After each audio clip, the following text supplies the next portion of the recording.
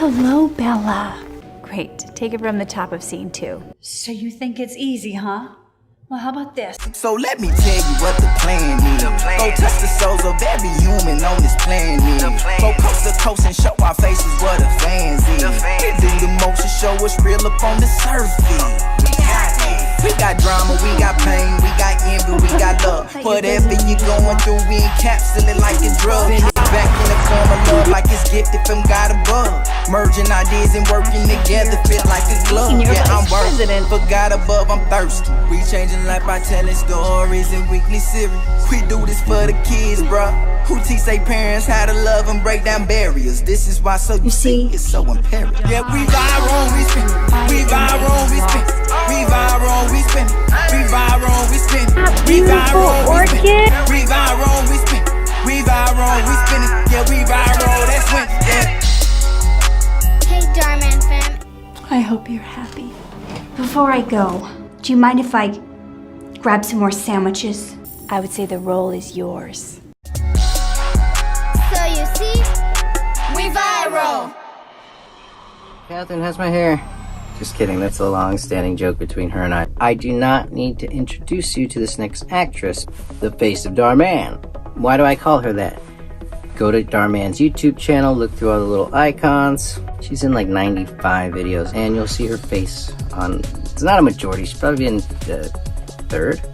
So, let me talk about Katherine real quick before you watch her. Go to her YouTube channel, subscribe. She's gonna start an acting class. That is how I met Katherine. She had an acting class at her house that she hosted. Her mentor, Timothy Omen, taught it. He's going to be working with you guys. A lot of you think I'm a good actor. He didn't teach me everything. I went to college for theater though. He taught me a lot about film technique. He refined a lot of what I kind of knew and stuff, but I learned a lot real quick from him, and I would not be the actor you see on screen with Dhar Mann without Timothy Omen. Secondly, just to brag about the man, we're in a directing class. Me, Maggie Avila, if you remember her, TJ Myers, she did like 3 videos with Dhar, and Katherine are all in an acting class by him. The guy is a genius. He thinks out of the box like no one else I know.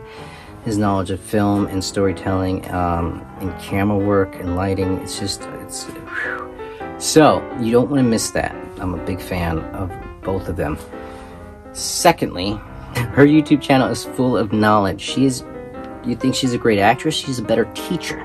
She has an online course that I help to direct. Really, I just turn the camera on and just watch her. I'll give her a suggestion every now and then, and I helped out with some edits, and she blows me away. So, without further ado, the face of Dhar Mann. Okay. Rolling. Katherine Norland. Hold on. Lady, would you mind telling us your name and occupation?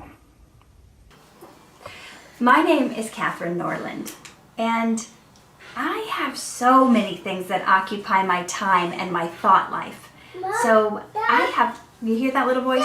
That proves I have more than one occupation. Most importantly, I am a mom, wife. I have 2 boys. One is 12-year-olds in special needs, and the other is 2-year-old.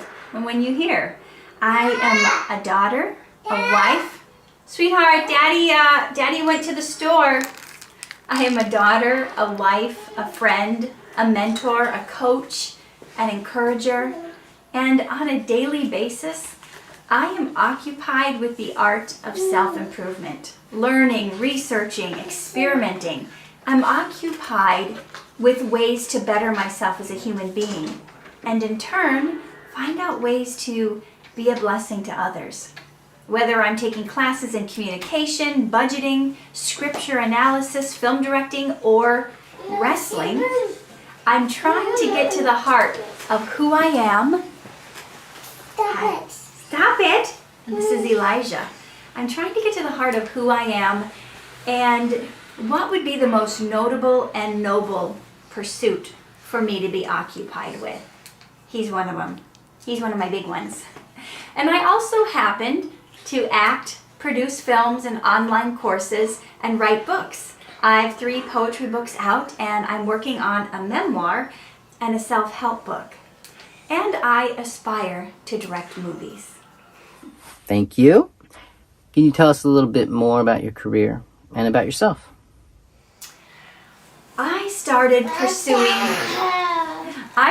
pursuing an acting career in Minneapolis, Minnesota in 1998, and I soon realized I needed to move to Los Angeles to really get some traction. And in March of 2000, in March of 2000, I loaded up my Chevy and I drove to California in my Minnesota coveralls, face full of acne and pockets filled with chocolate, and dreams of doing something more impactful than working in a factory on an assembly line. And you guys, 6 hours after I drove into town, I had my first audition. And yeah, I've had close to 800 auditions since then. And I always prided myself on being ready for opportunity to strike, yet I was not always poised for the disappointment that would oftentimes follow this uncertain pursuit.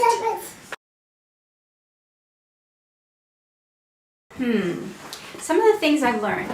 Well, I learned from my jobs as a regular person in a small town that showing up on time, having a good attitude, and being a hard worker would get you ahead. And I learned from my jobs as an aspiring actress in a big city that looking hot, having a huge following, and being open to the casting couch would get you ahead. Which is probably why you've never heard of me. Like most aspiring actors, I started doing extra work to earn my Screen Actors Guild vouchers, and I did that fairly quickly. And I got in every student and indie film that would have me. I worked for 7 years, mostly for the price of craft service, which consisted of warm, plastic-tasting bottled water, stale pretzels, and occasionally a slice of Little Caesars pizza. Sometimes I'd hit up to 6 auditions a day to build my resume and obtain footage for my demo reel, which seemed as hard to obtain as a parking spot in LA. Timmy, turn the TV down! Yes, some of that might be used. I had side hustles to make money, like doing makeup on sets, flipping signs on the street, and valet parking cars for an all-female agency called Valet Girls. After about 10 years of living hand to mouth, only 3% of actors actually make a living at their craft, and being tired of the roles I was being offered, I wanted to do something more. I not only wanted to show more range as an actress, but be more creative. So I started to write and produce my own short films. Timothy, turn it down, please! So I started to write and produce my own short films that ended up being much more creatively fulfilling, as I could determine what types of characters I wanted to play, not only what I was typecast to play for others. Oh, the entertainment industry. It often feels like the perpetual theme park. It's got the bright lights and the fun rides and the camaraderie of thousands of people all there for the same purpose. And from the way it's advertised, everyone wants to go there. But you have to stand in line for hours, waiting for your turn to get on a 5-minute ride, which doesn't always seem worth it. And sometimes you get sick of cotton candy promises, hot dog deals that leave you indigestion, and you want something more fulfilling, like a home-cooked meal from someone who will look you in the eye with nothing to hide. Many times I wondered, was my dad right? Should I have stayed in my little town at my stable jobs and not quit Bible college to take this leap of faith? But 20 years later, through all of the ups and downs of this roller coaster ride, I still feel like standing in line was worth it. Because the thrill, each time you get a ride, you strap yourself in and it's a whole different experience with new people in the cars, new electricity and excitement, and the prospect of doing something special each time. I mean, it doesn't get stale because you can reinvent yourself on each and every ride. If you don't treat it that way, and you get on the next project or ride with resignation that you've done this before, or I'm just going to dial it in, raise my hands and scream at the right parts, then you're not newly experiencing it.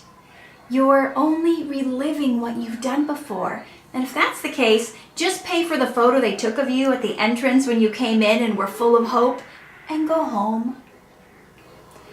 I attempt to keep things fresh, as if it's the first time with each project I take on. I ask myself before each project, what have I learned that I can use to make this project better? And who am I today that is different from yesterday? And how can I use the sum total of my experiences to bring life to this project, and yet still live in the skin of this character as if it's the first time? You know, though I don't know what the future holds for me in the entertainment industry or what it's going to look like, I know if I treat each day, each project, and each person as a gift, there will always be a place for me. And my future will unfold just the way it's supposed to. And I remain confident in the mystery of it all. Hey Dhar Mann fam, it's Bijan Ali, and I hope y'all are having a great 2021 so far. I know I am, so let's make 2021 the best year ever. Happy New Year and bye! Hey there, it's Katherine Norland.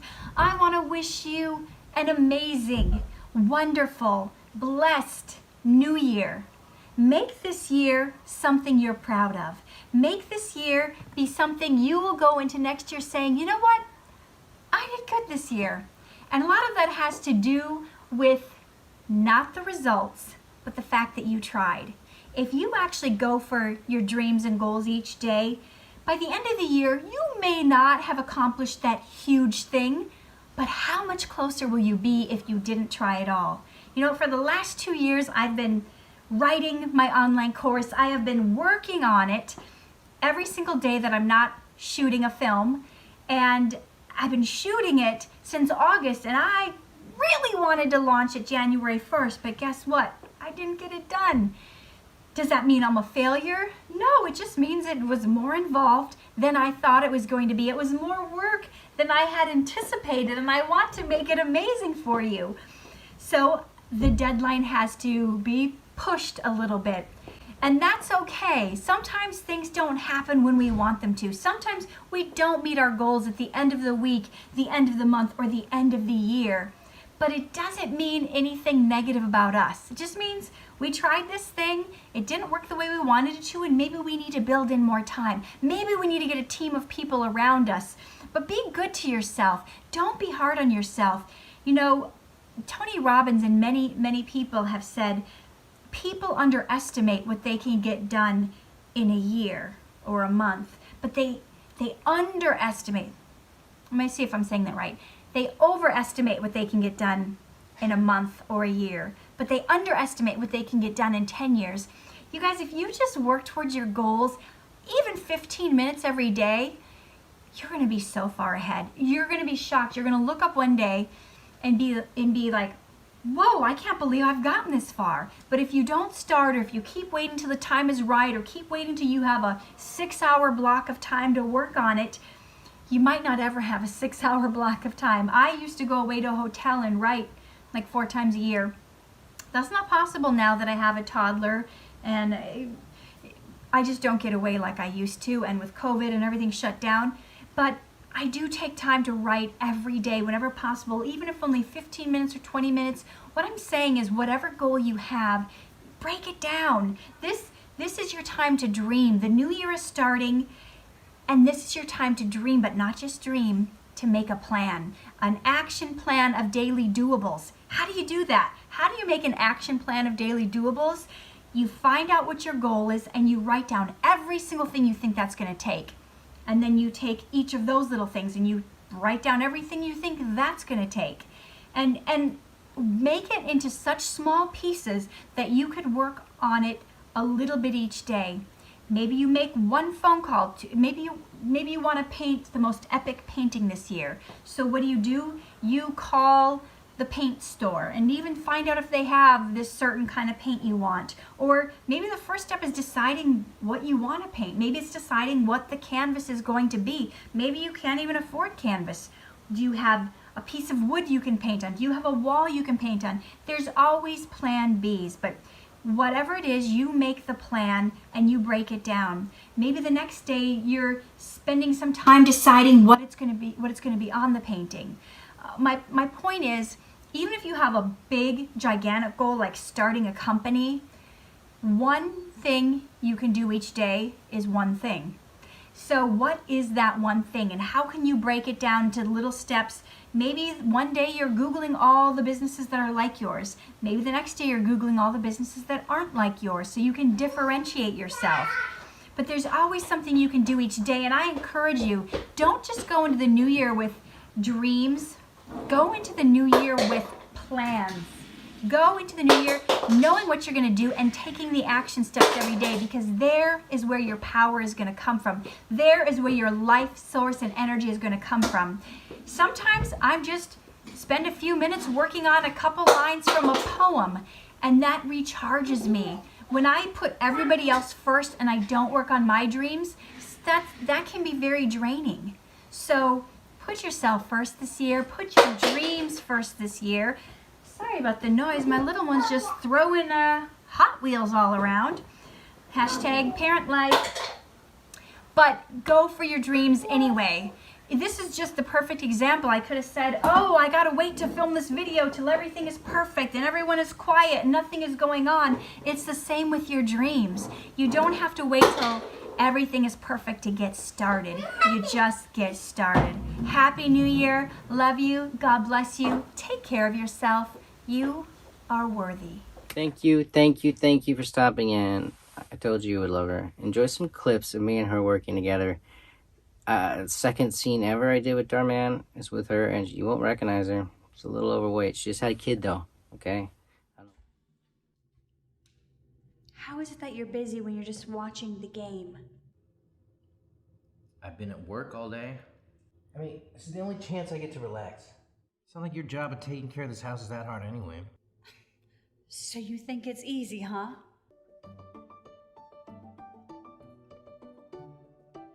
You get it. I need a real man who can meet my needs. Like you. Well, how about you and I go up to my place? I have a penthouse, you know. Did you say penthouse? This isn't like you. Okay, where on earth did you learn that from? Ready? 5 more minutes. Honey, you're gonna burn the food. No, I am not. Would you just let me cook for once? Let me show you how it's done. Hey, here, give it back. Watch out! Move over, I got this. Just let his hand. No! I can do this on my own! Please. Who is it? Liza. Honey, it's okay. Just give me a few minutes. Don't do this. I'm his girlfriend. I can't believe this. Never give up on us. Promised you? What are you talking? You see, the last time we got our pregnancy results, you made me a promise. Imagine. We were practically guaranteed to get pregnant. Based on my experience, this usually happens when one of you has infertility issues. Meant to be a mom. No. Listen, I'm never gonna give up on you or our baby.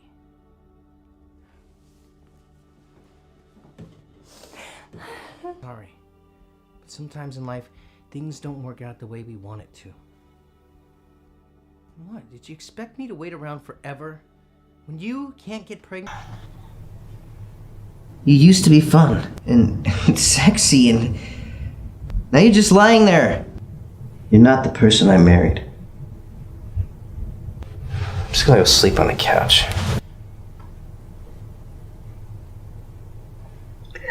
Married 11 years ago.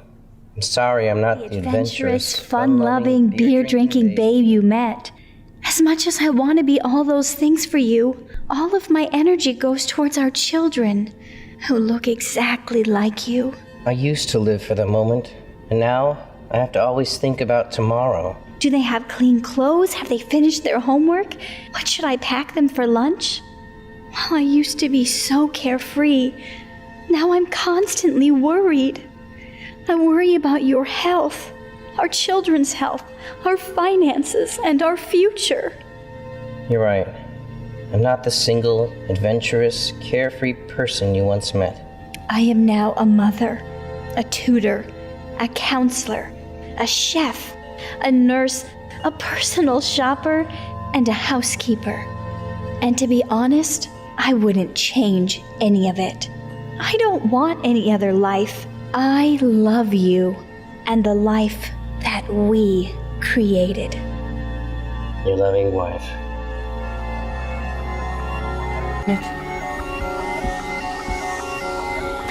So this is it. This is how it ends.